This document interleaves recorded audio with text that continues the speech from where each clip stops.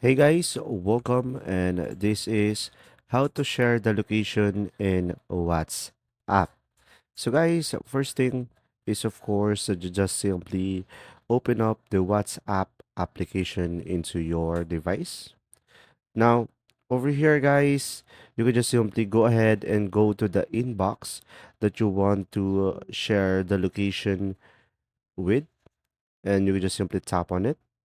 And after that, you can just simply go ahead and tap on the clip icon over here beside the camera icon on the right side of the screen.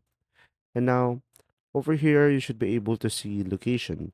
So you can just simply tap on location over here. And after that, you should be able to select OK.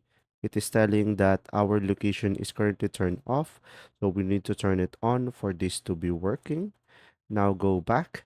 And after that, I will blur my location and you will have two options. You could either send your current location where you are currently staying, or you could select share live location and tap on continue. And from here, you can share live location like 15 minutes, 1 hour, 8 hours, and you could add a comment. And once you are ready, you could select the send button at the bottom right corner of the screen. There you go. See ya.